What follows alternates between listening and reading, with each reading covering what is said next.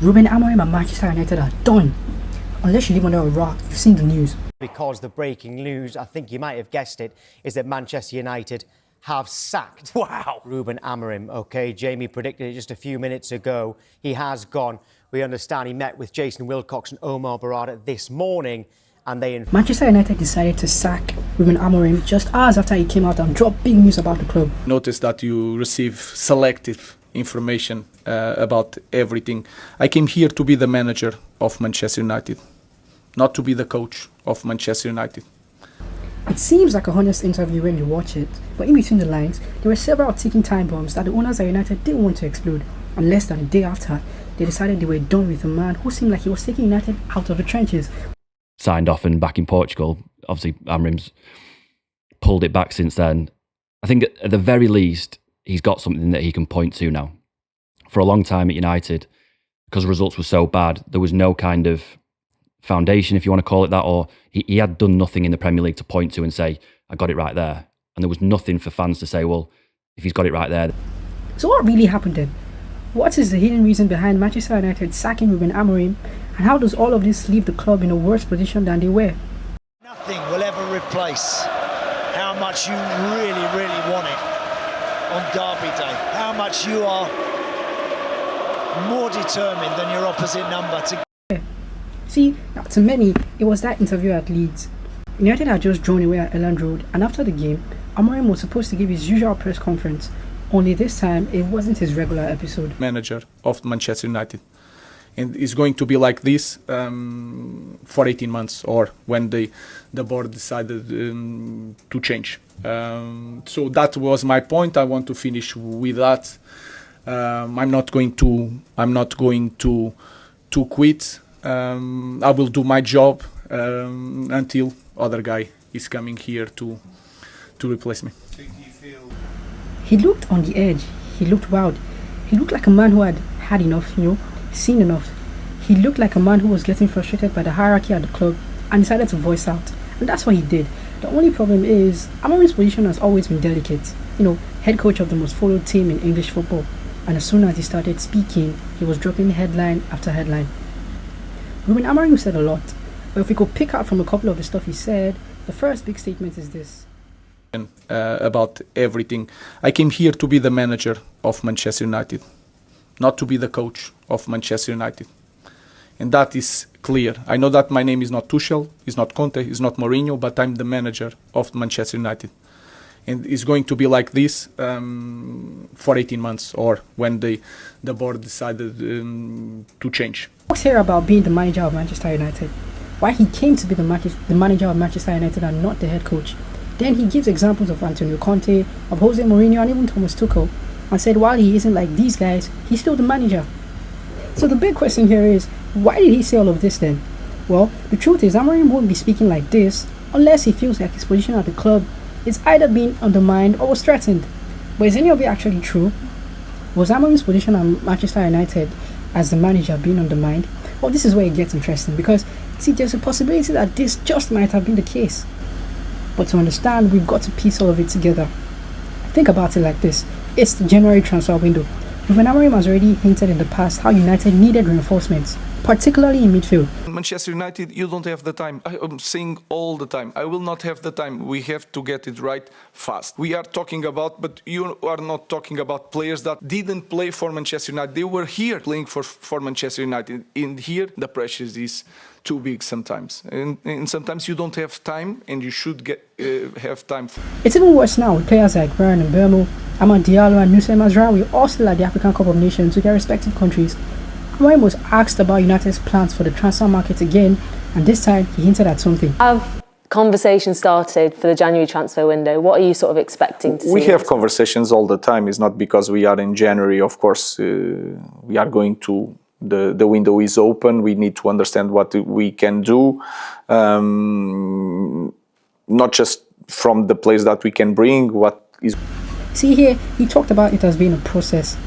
Talks about it as while he and his coaching team identify the problems at the club, they can't push the issue because there's a process he's been told to follow. Now it's really starting to feel like at Leeds, he decided to damn the process and just speak up. See guys, now it's adding up, because by the time we piece it together, we can kind of see why Amorim was mad. But just before we start adding the pieces together though, at the Football Armageddon, we've made it our mission to bring you quality videos like this, and in turn, we're only asking that you hit that subscribe button to the channel down below. It's that simple. So getting back to it then, what's the difference between a head coach and a manager? But why is he head coach and not manager? And what is the difference? Well, it kind of speaks for itself. Danny Röhl coaches the team. He will be in charge of all first team matters, tactics, helping the players at a weekend and making sure that on the field Rangers are ready for whatever opposition they face. In terms of a manager, they have more scope to deal with matters off the field, the likes of transfers, player recruitment, etc. You see, a coach tries to get the best out of the team he has available to him, or a manager, that's different. He's more involved in the team and decisions, including who the club should sign and who they shouldn't. So now it's starting to seem like while Amorim had a clear idea of the kind of recruitments the club needed, the board turned down his request and told him to find a way to play with what he has. Still going back to that interview, there's a second part of it. People cannot handle the Gary Nevilles and the criticisms of everything.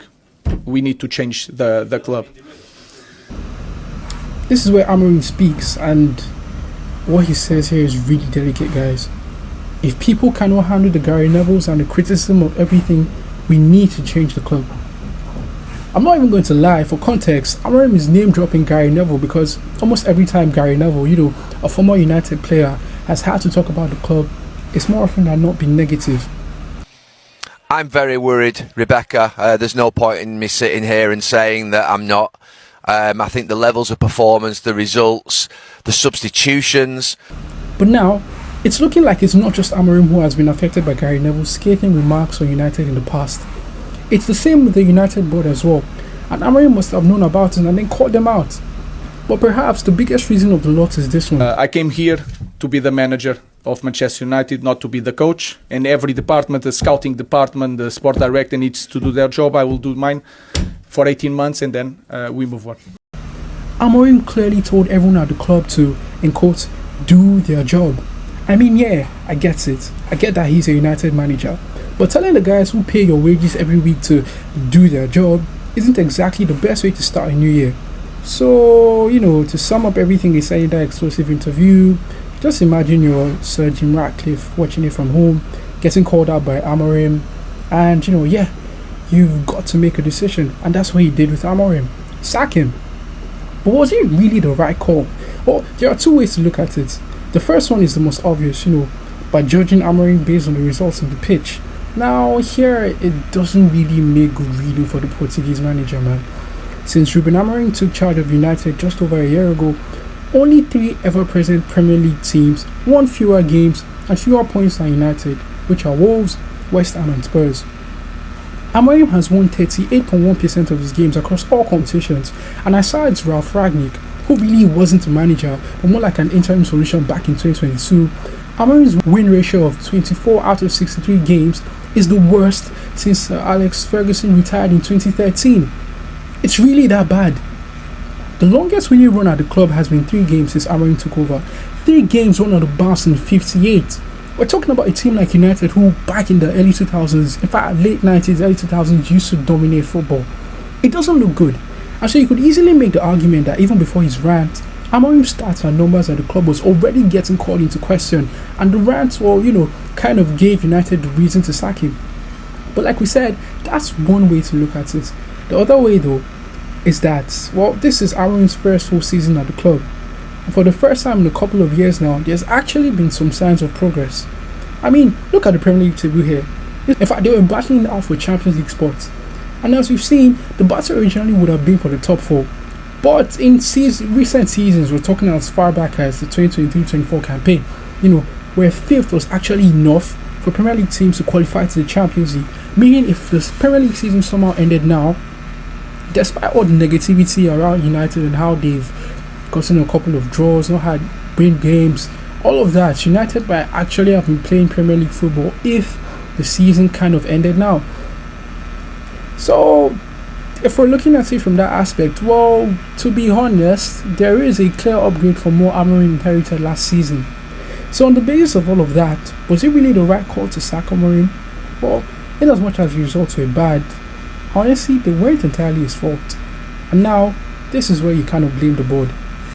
Off on one. I mean, I would say Ruben, he needs to demonstrate that he's a great coach over 3 years. So you give him 3 years? Yeah, that's where I would be. Yeah, 3 years, because football's not overnight.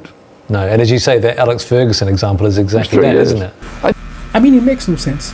Listen to Sir Jim Ratcliffe here, and it just feels like he's selling everyone who listens to this a dream. Because here, he clearly talks about how he and the board at the club were refusing to focus on the media. Even more so, he talked about how Amorim needed time, and how he was prepared to give him that time. Talked about at least a minimum of 3 years for Amorim to properly implement his plans and his ideas. I like that I think Ruben has done an excellent job. I really like Ruben, and I think in the circumstances in which he arrived mid-season, he didn't have time to train his players in a way in which he wants to play. He inherited a squad which he's had no influence on, and the squad isn't necessarily designed for the way in which he plays football. And English isn't his natural language, and he's never played in the Premier League before, and he's managing the biggest club in the world, and it's a tough place. I mean, Manchester United is a tough place. And he's young. You know, there's a big one, and he's a young guy, Heck, he even mentioned Mikel Arteta as the blueprint, and kind of tried to show the world that he was going to give Amorim the same time Arsenal gave Arteta to build. That interview was 3 months ago, which means in reality, Sir Jim Ratcliffe gave Amorim 3 months instead of 3 years. Wow. Then again, there's the other part that doesn't make sense. Seeing how stubborn Amorim is, the United board who were in charge of recruiting him cannot say they would not have known about his tactics, which then begs the question of why they would recruit Amorim if they knew they weren't willing to back him up in the market with the players he feels he needs to strengthen the team. Why? Manchester United. There are a lot of things that you have no idea what happened during these months, but I have said that, but I'm not going to change. When I want to change my philosophy, I will change. If not, you have to change the man. So, and we'll talk about that every game that we lose. I don't believe in that, in the system or whatever. I play my way, and I'm going to play my way until I want to change. Time again that he wasn't going to change, and that it's either the club adapted or they got rid of him and sacked him. Amorim did not leave. United did sack him. They sacked him after he came out to expose the situation at the club. And what's that situation? Well, a culture where, in the end, they kind of want to make the manager the puppet. On the basis of this, it makes absolutely no sense. Yes, there have been tensions. Yes, Ruben Amorim has proved particularly stubborn with his refusal to change the system. But to a certain extent, it's kind of worked this season. We've seen some sort of rebuild at United. You know, players like Berbo, players like Ahmad, Bruno Fernandes on his day. You know, players like Matheus Cunha, De Ligt. We've seen Luke Shaw and his kind of renaissance in that back trio. Lisandro Martinez is just getting back. Senne Lammens is coming, and then for Onana, that's the proper upgrade. So yes, there has been some kind of improvement. They are fifth. You could even argue that they might have been higher if key players like Berbo and Ahmad didn't have to leave for AFCON. And maybe none of this would have happened. But then it did. It's another rash decision from Ineos. We've seen this in a couple of years, man. Unfortunately, for every United fan, it just feels like it's bound to happen. For every United fan, it feels like we've been talking about a rebuild for, the past 11, 12 years, man. Ineos have gone in there. They have no idea what they're doing. And they've spent, their investment, I believe, was around 1.25 billion initially. And they've gone in there. The morale is horrendously low. They're firing low-level employees. They're all over the shop. It's terrible. Before you even get to the footballing side of it, it just feels right now like it's the United way, because almost every time it kind of happens. The same way you could make a case for Amorim not getting sacked is the same way you could make a case for almost every long-term manager who has come in since Sir Alex. Van Gaal brought trophies. Mourinho brought trophies. Only built a system with an actual United core that finished second in the Premier League back in 2020-21. Ten Hag is the only exception here. And even Ten Hag still actually did win trophies, the Carabao Cup and the FA Cup in his last season. So now that pretty much sums it up. It's 2026. 13 years since Sir Alex retired, and we're still here talking about a United rebuild. Wow, that's just sad, man. And it brings up the last big question. who's actually got the balls to take the suicide job at United now that Amorim's gone? The names available right now don't exactly seem like big fits. Xavi Hernandez is a big one, but as he showed at Barca, when he's working against resources on the board that doesn't back him up, then he will speak up, and that's exactly what got Amorim fired. Zinedine Zidane, well, he sounds like every United fan's dream, but Zidane's dream has always been to manage the French national team, and that's looking extremely realistic in 2026, after the World Cup where Deschamps might not be French manager again. Gareth Southgate then, interesting choice, an English coach who understands how big United are, but you can also expect here to, hear certain words from the English media about Southgate. His in-game management has cost England time and time again. And all very well, you want to say he's a nice guy who's done this and done that. We're going to be sitting here and England won't be winning any silverware in Germany. And then we'll be sitting here in 4 years. And guess what? England won't be winning any silverware. People say about how well he's done in World Cups. Over his tenure... That pretty much sums up what's going to happen if Southgate became United manager. Other names like Graham Potter and even Enzo Maresca are coming to the picture. But in reality, there aren't exactly a lot of superstar manager names if you can come to United, steady the ship at the club, and then perform a rebuild. So yeah, unfortunately, it's a process for everyone connected with the club. Another year, but the exact same issues. From Mourinho to Amorim, big names to promise, lesser known names, different tactics, all with the same thing, the same ending. And what's that? The sack. So what do you guys think about the current situation yet? Did United actually make the correct decision to sack Amorim? Or do you agree that it was a rash decision that cost the team way more than they realized? Let us know in the comments below. And while you're at it, you can check the next video on the Football Amalgamated on how America is changing global football now.